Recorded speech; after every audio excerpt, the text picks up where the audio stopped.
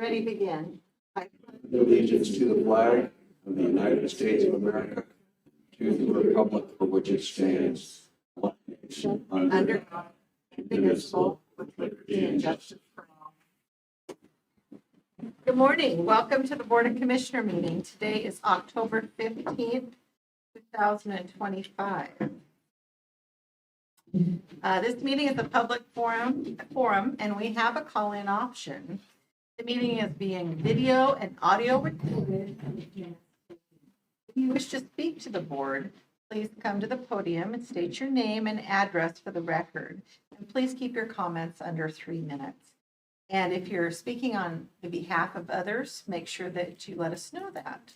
Our meetings are also live streamed. So welcome, everyone. We're glad you're here. Are there any awards, recognitions, or correspondence? I take a moment to thank Commissioner Schaefer as he winds up his tenure as the president of AOC. It's been a great year, and got a lot accomplished, and really put AOC on great footing moving forward. So congratulations. Thank you very much. Yes, you were definitely honored on Monday. Lots of people across the state. What a great job that you did. And also, Dan, to you, co-chair of Transportation and Economic Development. It was easy, nothing to it this year. Did a great job. Great job. So thank you. Pants catching on fire down there? Any other, any correspondence? Approval of minutes of a previous meeting. I don't believe we have any. Are there any additions to the agenda? Public input and recognition of visitors. Have something you'd like to say that's not on the agenda? Now's the time to. So welcome everybody, and we'll go right into our business items. Solid waste franchise update. Good morning, Commissioners. Bob Walder, Community Development Director, and our office serves as liaison to the Solid Waste Advisory Committee. We work closely with our solid waste franchises. And we have some guests here today to just present an update on a transaction that's occurred between Pendleton Sanitary Service and Waste Connection. They're here to just provide an update on the ongoing. So this time, if Mike come up, and then our friends from Waste Connection. Oh, great.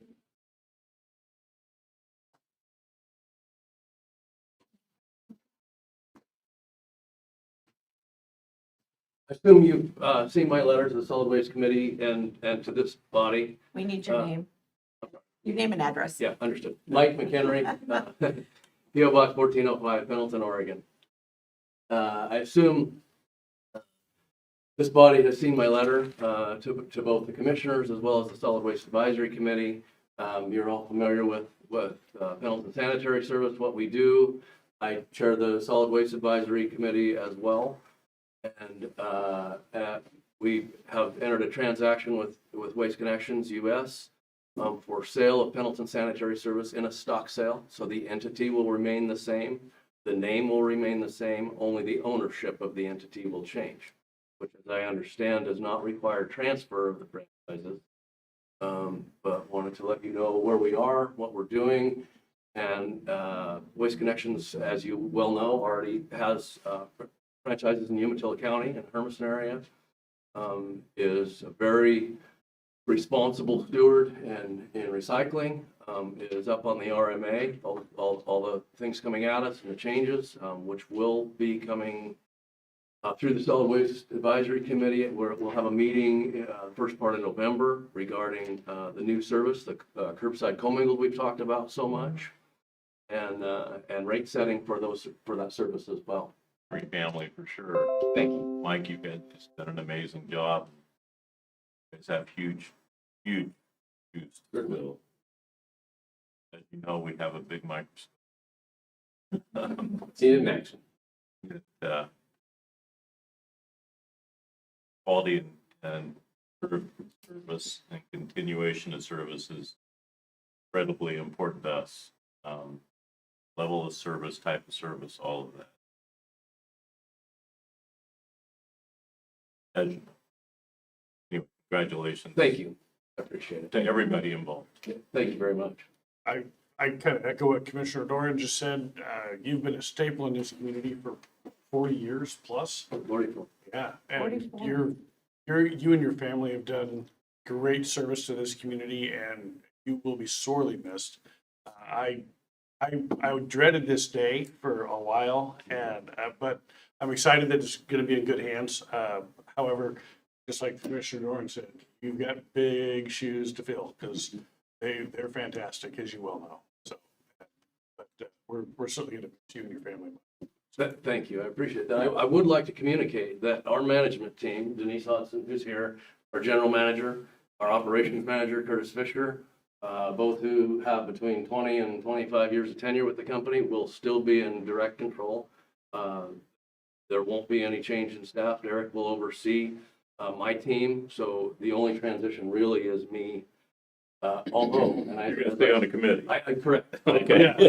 Yeah. Given all the changes The only coming. way we approve I this. have to stay on the chair of the SWAC and through this at least through this transition and all that's coming at us. In the next 40 years. Got it. Thank you. Anyway, thank you all very much. Thank you. Thank you.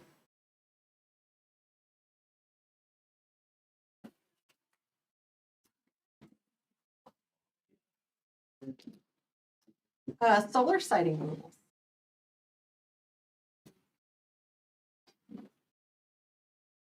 All right, again, Bob Walder, Community Development Director. The next item before you is an action item where we are requesting the Board of Commissioners provide direction on how they would like to proceed with the new solar siting rules that have been adopted by the State Land Conservation and Development Commission. I made a presentation to you about a week ago about these rules. And basically what it amounts to is there's been new solar rules designated for Eastern Oregon County. And currently Umatilla County follows the Division 33 rules for solar. Through this process, the state made some updates to Division 33, increasing the acreage thresholds that would be allowed under Division 33. Or counties could choose to adopt a more robust standard that would allow even larger solar siting on larger acreages. And they did that under Division 23, which would require some amendments through a Goal 5 solar site. Staff's recommendation is that the county opt out of the new Division 33 rules due to the amount of staff time that it would take to adopt these standards. Should we fall into the Division 33 rules, require a lot more staff time and also allow larger projects throughout the county. With that, I can take any questions that you've seen the presentation. I would actually move that we opt out of the new division. But second that. Okay, any discussion? Been moved and seconded, all in favor? Say aye. Planning Commission appointment. Good morning, Commissioners. Megan Dog Trustee, Planning Division Manager. We have a vacancy planning commission that was left by Sunny Ford and myself. And Warren interviewed with her and are that he be appointed to fill that term ending December 31st. I move that we adopt Order BCC 2025-044. Been moved and seconded, is there any discussion? Seeing none, all in favor say aye. Aye. Opposed? Thank you. Thank you. Purchase. Good morning, Commissioners. Riley Wordman, IT Program Manager. I'm presenting this on behalf of Captain Ward at the Sheriff's Office of the Civil Division. They are looking to purchase 9 computers, 3 that are able to do video redaction, and then 6 regular computers. This is to make them compatible with Windows 11. A lot of the hardware out there is older and not compatible with Windows 11, so we're looking to do a fairly large purchase from Price Computers to replace all of them. The total would be $14,100. We request you approve the purchase of 9 computers. That'll be upgraded to Windows 11 for a total of $14,100. Got a different number on our pinky. We got an update in the last couple days that they were able to bring down the price of the regular computers. They were able to find a better set of parts. So the previous one should be like $14,520. So we had requested they give us an update, and they said, yeah, we were able to find better pricing for these. And that covers the 6 regular computers. It's the same hardware, just a little bit lower price. Thank you. From my understanding, this was a budgeted item. Believe so. That would be a Stern and Robert question, but it's been Conversation we had. Thank you. It's been coming for a while. Like I said, I think Stern's computer is 11 years old. They have some that are 4 to 5 years old and a couple that are 3 to 4 years old. So they're all in the replacement range. She's just been kind of holding off on some of them for a little bit longer. Replace them. Move for approval of the purchase of the replacement. It's been moved and seconded. I do have a question. Sure. Riley, do you ever look at other places that supply computers? We do. With Price Computers, they're coming in right around the same price for similar or better hardware. We like to support the local business if they're within that pretty close percentage. We have looked at Dell. We do purchase Lenovo's. We've purchased other laptops from other vendors. They're just desktop wise, they're pretty close. All right, any more Just to discussion? follow up on, there used to be only 1 or 2. Now there's quite a few. There's getting to be more custom. Why? Yeah. Computer in terms of 4 now. I think Pendleton has 2 or 3. Yep. It may be time to relook at that all the way around, as Commissioner. We could definitely look into that. It's just been one of those where when we compare them to, the mass produced, they're really close price wise. So we can look at others around the county and see what else is available. Perfect. Okay. Okay. Been moved and seconded. All in favor, say aye. Aye. Motion carries. Thank you. Thank you. Community garden.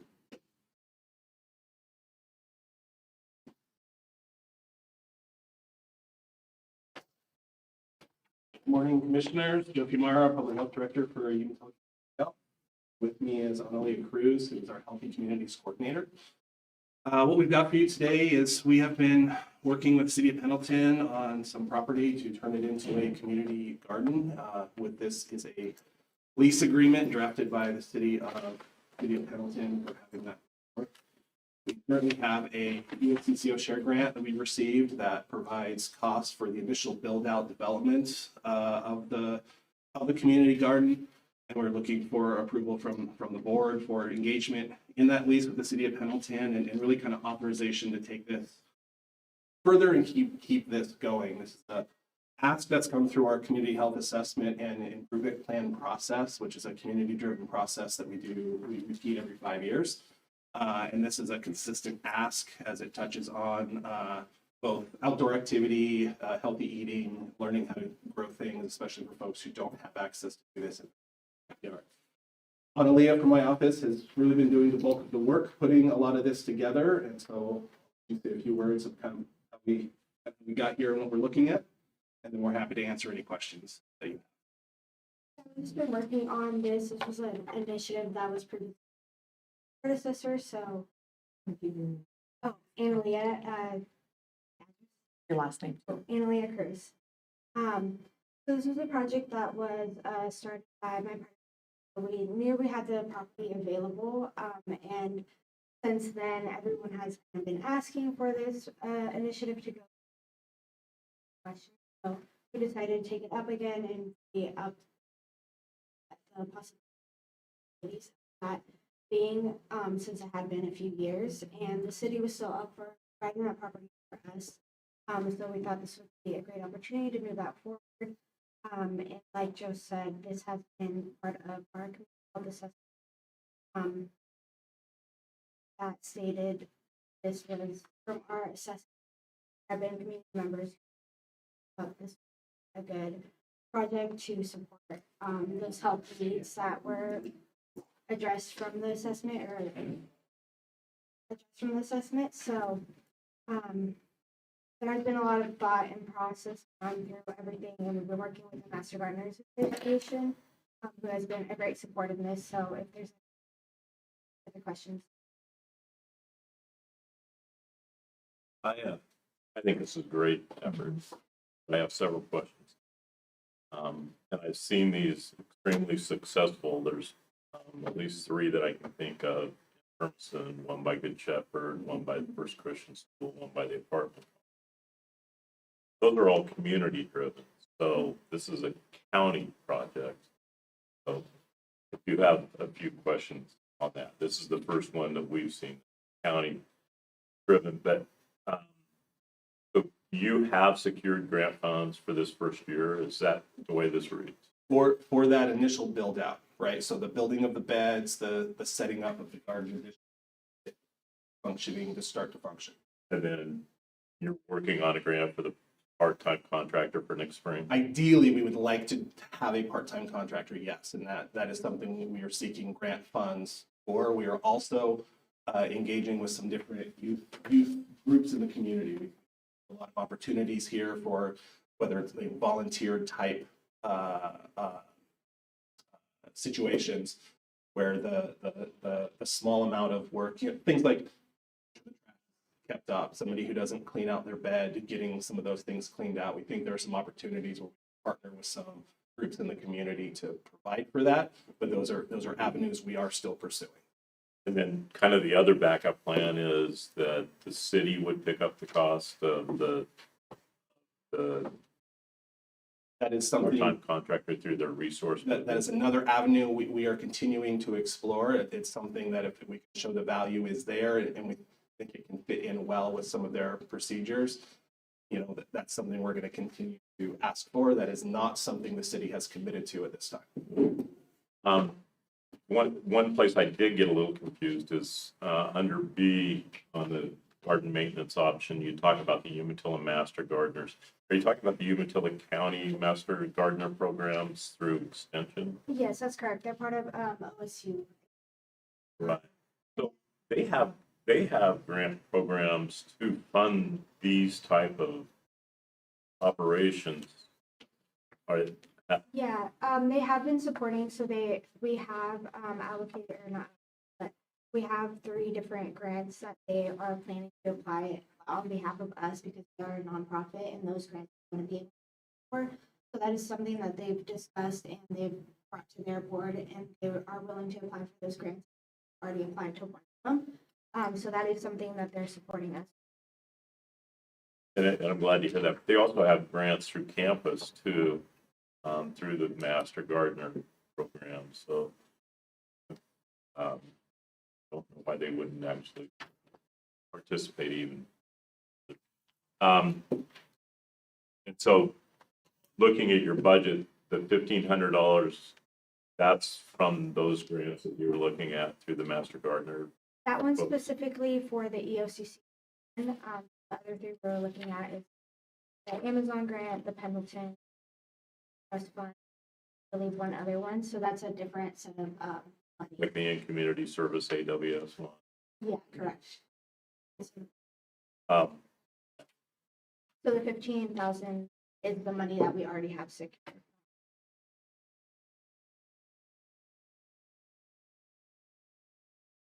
So you, 14,700 or 14. so you have that in hand now. Effective November 1st, I believe. And this is spring, but anyway. Yes. One other thing that popped up in the lease is, it says the landlord at expense will grade the premises, and install 5 frost-free spigots, but the tenant has to pay for 3 of those, and I didn't see that in. Yeah, so the cost for the 3 of those spigots that you got from the city department was how much? 100 each would be. Boy, I want them to put them in at my house. Pretty cheap, holy. Right? cow. Yeah. Holy cow, good work. That, the out clause in it's a little weak. And the other thing is, it does, I'm just gonna put this for reference. In the society we live in today, this does put us on the hook for all cleanup, all maintenance, all everything in that area. And that is a designated drop-off area for some of the homeless folks. Yeah. And that waste cost will be. We are aware of that. One piece as part of the plan that the hope is will help with that is that the garden area would be fenced. That's part of the build out cost that we have on there. But we are aware that the city ordinance designates that area as I think that's a good thing, but I just think we have to go in with eyes wide open. correct. What would and could be some of the ramifications. The other, I think again, it's a great project. What I will say that the other community gardens that exist here do not provide is our intention is that these will be fully ADA accessible when we finalize the build out. Raised beds. Raised beds, these are 3 feet, 3 3 feet high beds, and then part of our plan in the later stages that we're looking to secure some additional funding for is to ensure that accessibility from the parking areas to those raised beds is provided as well. Again, I 100% for the project, and I've seen them be extremely successful throughout the county. But one thing to remember is we do represent 12 municipalities, and when we take on a project for one, causes issues. Move to support the program. Second. Okay, it's been moved. I just want to reiterate what Commissioner Doran just said. I think it's a wonderful project too. And I know we've got one in Milton Freewater that it's actually set up through J. Frank Schmidt. It's their workers and it's just for them. And it's a wonderful, wonderful way for folks to get together outside of work. And then, like you said, it supplies food for folks. But just a great way for the community or for that group to come. All in favor, say aye. Aye. Aye. Motion carries. Thank you. Thank you very much. Thank you. Our payable.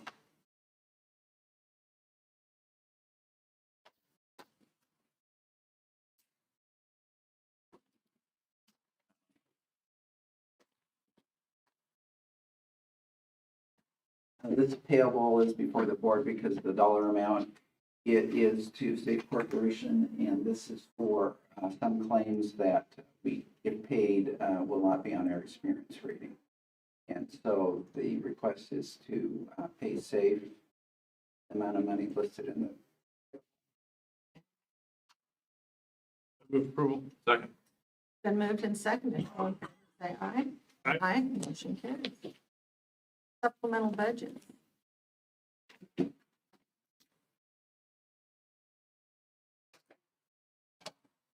Public hearing open. Yes. We'll move out of our regular meeting into a public hearing. The meeting is now open to the floor. On budgets. I'll give the staff report this morning. This is Robert Paul, CFO, Umatilla County. There are 4 or 5 supplemental budgets before you this morning. First one, budget order 2026-02, is for the PERS Reserve Program and requires a supplemental budget to appropriate funding not known at the adoption of the budget. This requires an increase in transfers in of $700,000 and an increase in contingency of $700,000. Budget order 2026-03, Economic Development Reserve. This program requires a supplemental budget to appropriate funding not known at the adoption of the budget. It requires an increase in transfers in of $1 million and an increase in materials and services of $1 million. Budget order 2026-04, Local Distributions. Program requires a supplemental budget to appropriate funding not known at the adoption of the budget. This requires an increase in local revenue of $700,000, an increase in transfers in of transferred out of $1,700,000, and a decrease in contingency of $1 million. Budget order 2026-05, the Road Improvements Program requires a supplemental budget to appropriate funding not known at the adoption of the budget. This requires an increase in beginning cash of $88,000, an increase in materials and services of $20,000, and an increase to transfers out of $68,000. And budget order 2026-06, Foreclosed Property Program requires a supplemental budget to appropriate funding not known at the adoption of the budget. This requires an increase in beginning cash of $60,000 and an increase in transfers out of $60,000. I do have a question, and I Robert and Doug. So the 60,000 on the foreclosed property, moving that out, does that affect what we owe? Or is that still in reserve for what we may owe for past? This is beginning cash, so it's older funds from last year. Yeah, they're not, it's actually limited to. This isn't part of that pool. Well, I mean, there are potential claims on it, yes. Oh. But it's not part of the new process. Thank you. Sorry, I should have. Is there any other comments or questions? Okay, we're going to move out of the public hearing and back into our regular meeting. Move to adopt budget order 2026-02. It's been moved and seconded to adopt budget order 2026-02. All in favor, say aye. Aye. Aye. Motion carries. I move to adopt budget order 2026-03. Second. Been moved and seconded to adopt budget 2026-03. All in favor, say aye. Aye. Motion carries. Move to approve budget order 2026-04. Second. Been moved and seconded to adopt budget order 2026-04. All in favor, say aye. Aye. Motion carries. I move to adopt budget order 2026-05. It's been moved and seconded to adopt budget order 2026-05. All in favor, say aye. Aye. Aye. Motion carries. To adopt budget order 2026-06. It's been moved and seconded to adopt budget order 2026-06. All in favor, say aye. Aye. Aye. Aye. Motion carries. Budget transfers. Paul CFO, there are 6 budget transfers to consider today. I'll summarize them. Budget order 2026-07, the Wellness Hubs Program requires a budget transfer to appropriate funding not known at the adoption of the budget. This requires an increase in transfers out of $9,000 and a decrease in contingency of $9,000. Budget order 2026-08, the Environmental Health Program requires a budget transfer to appropriate funding not known at the adoption of the budget. This requires an increase in transfers out of $5,000 and a decrease in contingency of $5,000. Budget order 2026-09, School-Based Health Center, Hermiston, requires a budget transfer to appropriate funding not known at the adoption of the budget.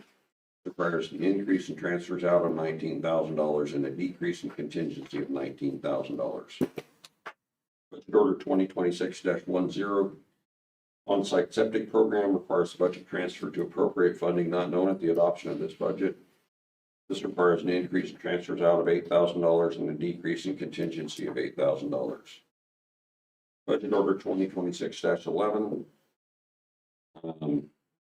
The CIS program requires a budget transfer to appropriate funding not known at the adoption of the budget. This requires an increase in materials and services of $40,000 and a decrease in contingency of $40,000. And Budget Order 2026-12, the county infrastructure program requires a budget transfer to appropriate funding not known at the adoption of the budget. Requires a decrease in materials and services of $130,000 and an increase in contingency of $130,000. Any questions? Question? I move to adopt budget order 2026-07. Second. Been moved and seconded to adopt budget order 2026-07. All in favor, say aye. Aye. Aye. Motion carries. Move to adopt budget order 2026-08.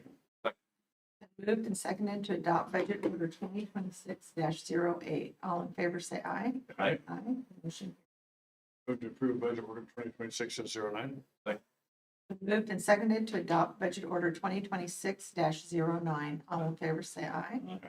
Aye. Motion carries. Move to adopt budget order 2026-10. Been moved and seconded to adopt budget order 2026-10. All in favor, say aye. Aye. Aye. Motion carries. Move to adopt budget order 2026-11. Been moved and seconded to adopt budget order 2026-11. All in favor, say aye. Aye. Aye. Aye. Motion carries. Move to adopt budget order 2026-12. Been moved and seconded to adopt budget order 2026-12. All in favor, say aye. Aye. Aye. Motion carries.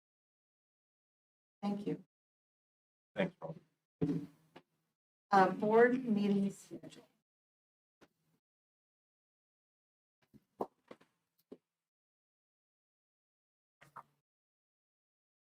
That is requested to move the first board meeting in January 2026. Week, the second Wednesday, January 14th, due to the schedules of the commissioners. I move approval. Second that with a comment, not just for that, it's Chairman has done such a good job that she should get an.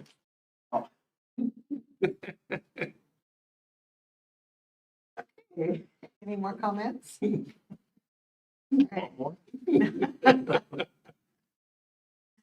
All right, it's been moved and seconded. You seconded? Yeah. It's moved and seconded. All in favor, say aye. Aye. Aye. Motion carries.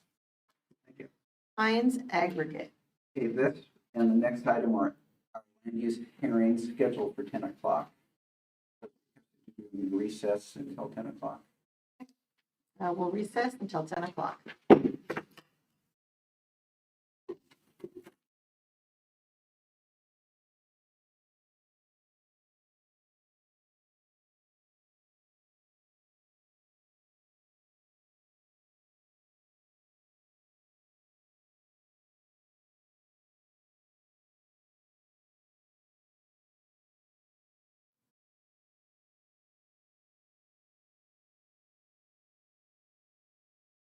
Okay, welcome back to our regular meeting of Board of Commissioners. Today is October 15th. Hines Aggregate. Good morning, Commissioners. Megan Dobchevsky, Planning Division Manager. The applicant requested that this hearing be continued to just 10th, 2025 so that they can have Planning Commission hearing next week. And following.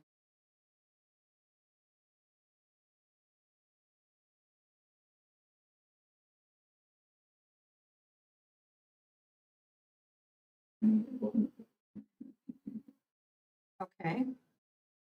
So we will now move out, we will move into a public hearing. Are there any comments?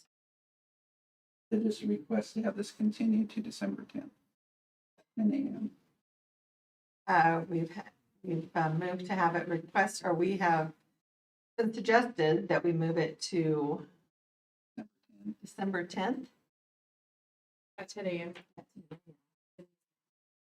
in room 130 of the courthouse.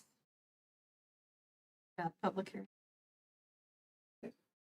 Okay, we'll now, any comments, questions? We will now move out of public hearing and back into our regular meeting.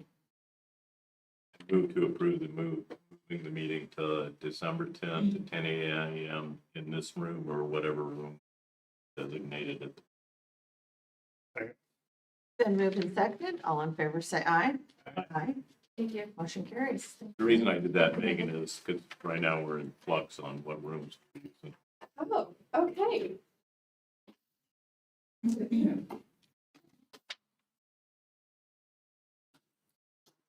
Okay, City of Hermiston co-adoption.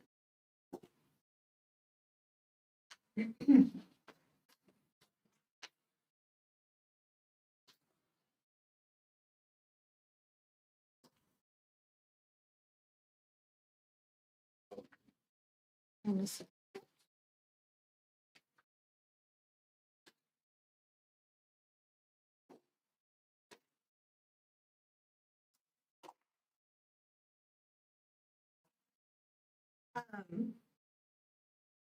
morning. Today is Wednesday, October 15th, 2025. Ladies and gentlemen, I call this land use hearing before the Umatilla County Board of Commissioners to order. My name is Cindy Timmons. I am the chair of the Umatilla County Board of Commissioners. Our role today is to conduct a public hearing concerning a request to co-adopt proposed change to the City of Hermiston's Urban Growth Boundary, UGB. I will begin the hearing by asking staff to summarize the application. We'll then ask the applicant to testify, followed by those in favor of the application. Then, any persons in opposition or who have questions or concerns will also have a chance to speak. If there is opposition or questions, staff may respond to them. The commissioners may also ask the staff and witness questions throughout hearing until the record closes. Any person with any interest in today's agenda may offer relevant oral and/or written testimony, but please only speak when I identify you for that purpose. When you testify, please begin by clearly stating your name and address. If you represent someone else, please say so. If you have any exhibits you want us to consider, such as a copy of your testimony, photographs, petitions, or other documents or physical evidence, please provide it to me or to the staff. It will be marked as part of the record. I move into public hearing. We will move out of our regular meeting into a public hearing. The meeting is now open to the floor for the public hearing or comment on comprehensive plan map amendment E-140-25 and zone map amendment Z-327-25. City of Hermiston applicant, Union Pacific Railroad Company, JB Land LLC, and Umatilla Basin Properties owner. I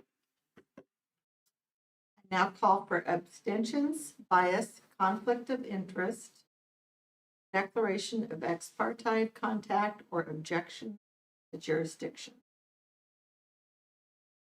Okay. The agenda identifies the applicable substantive criteria for evaluating the request. Staff will review these criteria. All testimony and evidence must be directed toward these criteria. Failure to raise an issue with sufficient detail to afford the decision-making body and the parties an opportunity to respond to the issue precludes appeal to the Land Use Board of Appeals based on that issue.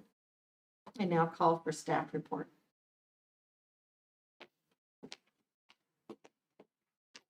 Thank you, Chair Timmons. Good morning, Commissioner. I'm Tierney Simiati, Land Use Planning here in Umatilla County. Today, we're here for the matter of the City of Hermiston's request of Umatilla County to co-adopt an expansion to the City of Hermiston's urban growth boundary.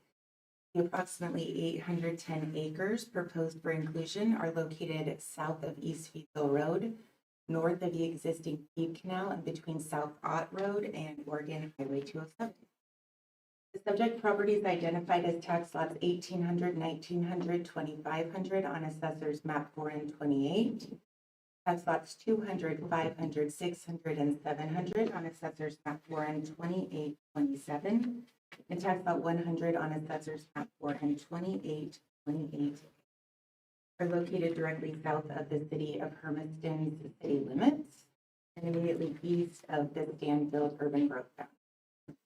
Criteria of approval for amendments are found in the Umatilla County Development Code 152750 through 152755. The City of Hermiston City Council held a public hearing in September 8th, 2025, and approved the comprehensive plan map, and zoning map amendments, and subsequently adopted ordinances 2374 and 2375. The Umatilla County Planning Commission held the county's first evidentiary hearing for co-adoption September 25th, 2025 at the Justice Center Media Room, 4700 Northwest Pioneer Place in Pendleton. The Planning Commission recommended approval of the comprehensive plan map amendment and zoning map amendment co-adoption with a vote of 6-0 with 1 abstention. Umatilla County Board of Commissioners' decision is final unless appealed to the Land Use Board of Appeals following co-adoption. The City of Hermiston ordinances, the subject properties will be annexed into. So the map is up here. It's a little bit sideways, but it shows you here that there's a feed canal there, and it's between the highway and South Ott there in Hermiston. And it shows you that it lies directly south of where the city limits are today. That's that blue shaded area. And what would be the top of the map or east of the subject properties, Stanfield urban growth area. So this all kind of comes to being in this place, and they're going to incorporate that up into the city and use it for purposes that are outlined here, and I'm sure the applicant should speak to.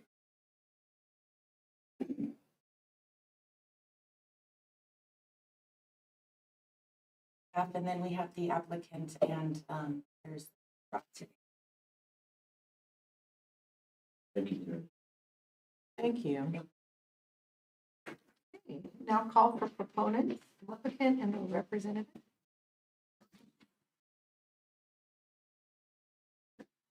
Good morning. My name is Clint Spencer. I'm representing the city of Hermiston at 180 Northeast 2nd Street, Hermiston, Oregon. We also have Kiva Campbell, our representative with our partners at Winterbrook Planning, who have helped us through this process. We're asking that the board co-adopt our comprehensive plan map amendment that's adding 810 acres to our urban growth boundary for heavy industrial use. We had been doing some economic development studies. We did a new economic opportunities analysis back in 2024. That showed we have a pronounced lack of suitable sites for heavy industrial use, specifically for data centers. After doing the analysis of alternative sites, we determined that the area that is between the Hermiston urban growth boundary and the Hinkle Rail Yard is a unique site that is relatively unsuitable for other uses and very well suited for heavy industrial use, with the heavy industrial use to the north and with rail use to the south. And so we went through the process necessary to bring that 3 tracks within that area that meet the criteria for heavy industrial sites into our UGB, as well as the adjacent county roads. Those will be brought into our UGB and annexed as well, and then improved at the time of development. And we're just asking that you co-adopt this tonight. And, well, this morning, actually, sorry, our meeting. City council meeting. Automatic response. But Kiva also has some additional information to present just in terms of testimony.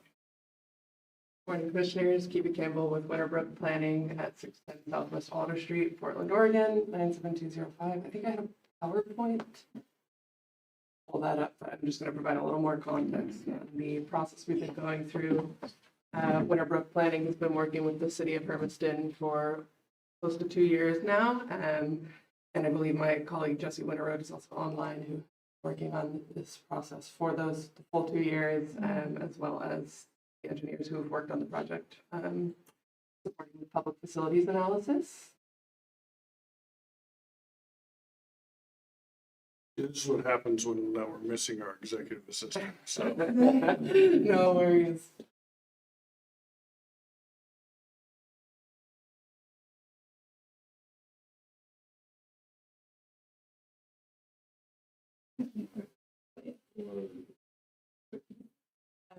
Yeah, if you could present it, and will I just ask you to advance the slides? Is that- If you hit F5, it also starts to show.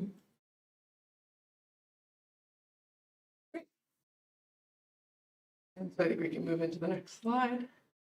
So just for context, it's the existing Hermiston UGB, as you may be familiar, and as already been mentioned, there's a number of constraints existing around the UGB, such as the Stanfield and Umatilla UGBs to the southeast and northwest, the Umatilla River and Union Pacific Railroad, all providing some kind of constraints to where we can look to expand here. Slide, please.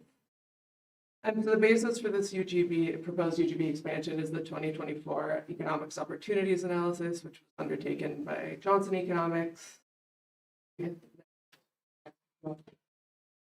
that's great. So Johnson Economics identified a need for 1,200 gross buildable acres for data center development in the EOA, and found that there are 2 suitable HDC sites which are currently under development within the Hermiston UGB. Currently, those are both in the southeastern portion of the UGB. But beyond that, no other suitable land for a hyperscale data center development was identified. That leaves a conservative deficiency of 9 hyperscale data center sites, which need to be at least 100 acres.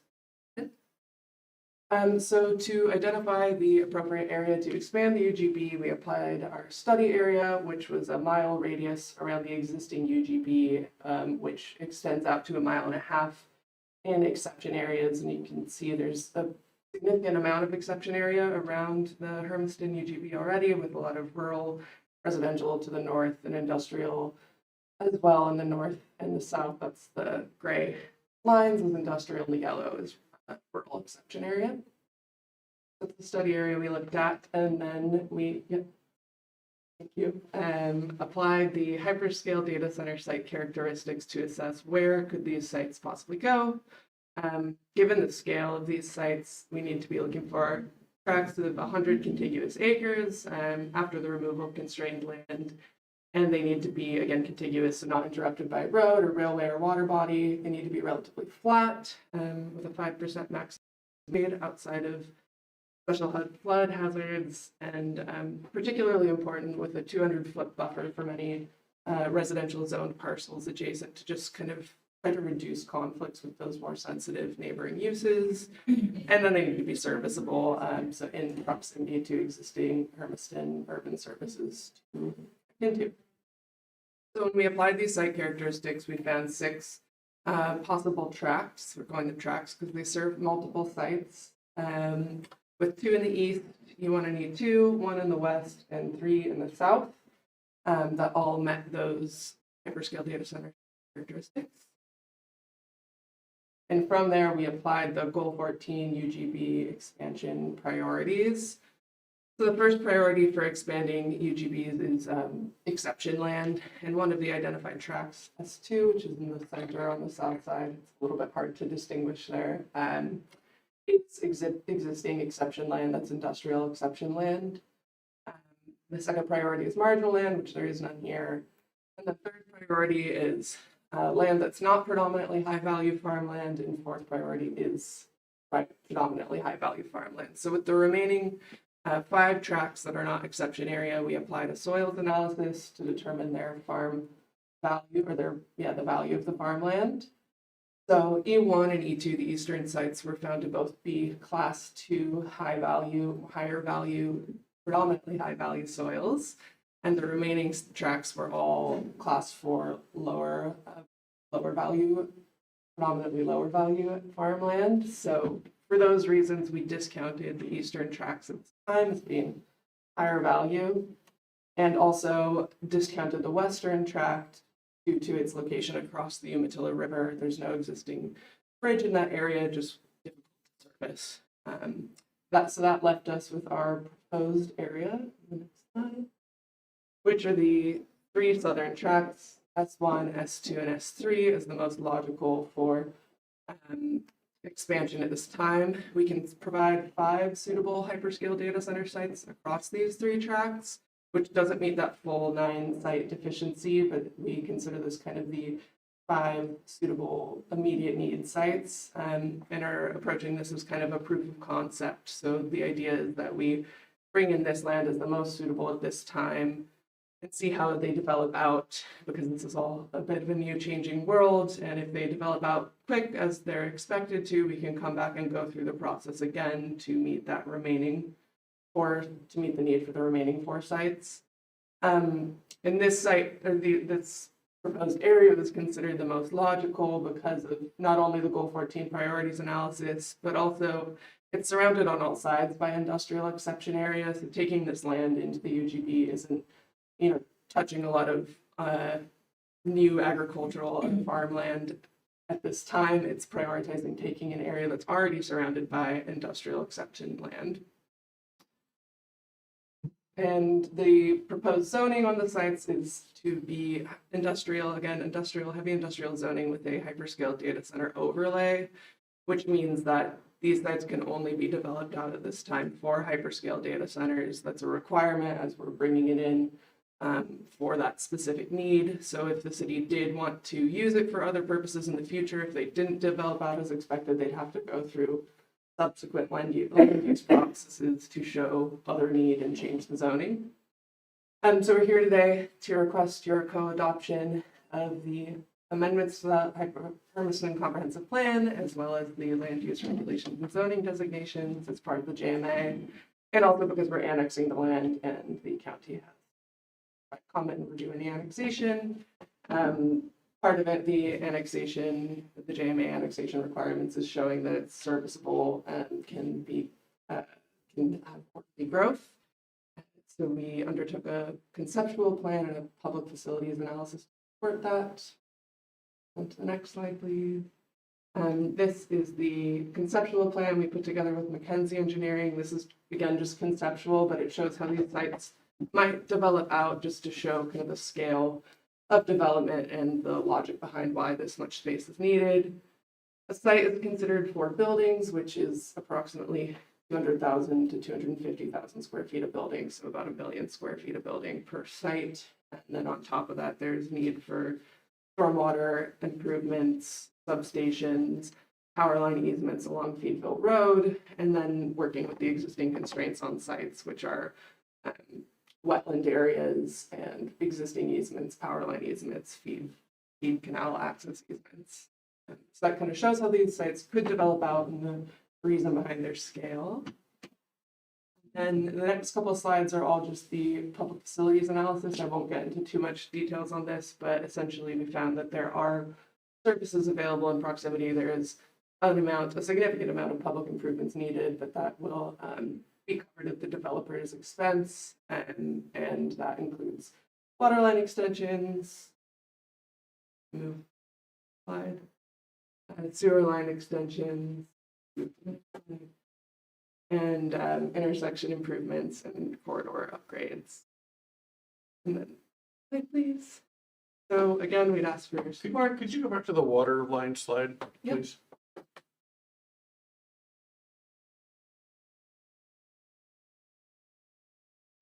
Thank you. No problem. Yeah, we're looking for your support today and this proposed UGB amendment and associated package. You and any questions? I'll say the same thing. I get a lot of work into this, a lot of time. Yeah. Couple things. One, the corridor includes the full length of the road, right? Yeah. Not just the intersection. Yeah. Just to be clear. And then second, this is all predicated on single-story hyperscale buildings, right?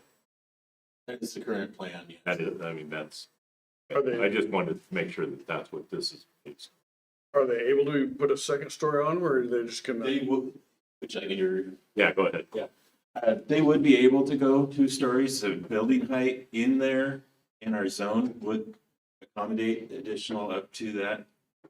That's not the plan right now. Additionally, our traffic analysis is basically based on square footage of building. And when we did that traffic analysis, we factored in quite a bit of wiggle room so that if there were any two-story, that demand is already accounted for in our transportation analysis, as well as the public facilities for water and sewer are based on fixture counts. And that's probably not going to change even with two-story. That would be. That's the interesting. Thank you, Glenn, for pointing that out, because there have been. So, thank you. So what would prompt a two-story building? Efficiency. Just literally, if the demand is such that you can build still and get that much more data throughput, I think that would be the extent of it. I thought the hyperscale data center, that was very, very interesting. And you've already got those in Hermiston? Yes. Yeah, they're under construction. And with this, subject to the co-adoption, but as part of our own planning, we've actually created a hyperscale data center overlay to address some of the zoning issues that are unique to the data center set, especially parking. You know, I mean, generally with an industrial building, you want parking space for every 1,000 square feet of building. When it's a warehouse or something and you've got all these guys shuffling around, well, that does not make any sense when you have a building full of servers, with 25 employees or 50 employees over the course of a day. So we've created a zoning designation specifically for that use. And then that zoning designation is being applied just to this plant that we're bringing. Virginia did something very similar to that. Two spots now, they actually have common parking for the additional hyperscale data center. It's kind of clever, actually. And it still services them. Really simple. I think you guys did a lot of work. Thank you. Good information. Are there any other proponents? Anyone online? I will now call for any opponents. Anyone online? Call from comment from public agents.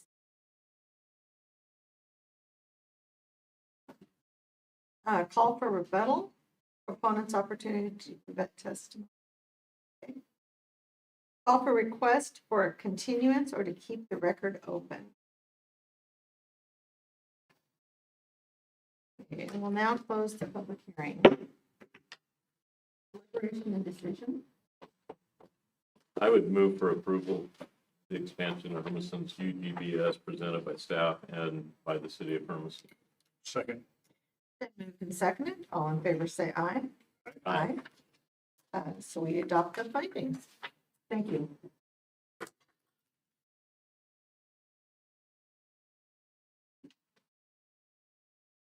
you very much. You're welcome. Thank you. Almost. Is there any comments for good of the order? Okay, Dan's ready to go. All right, meeting adjourned. I just wanted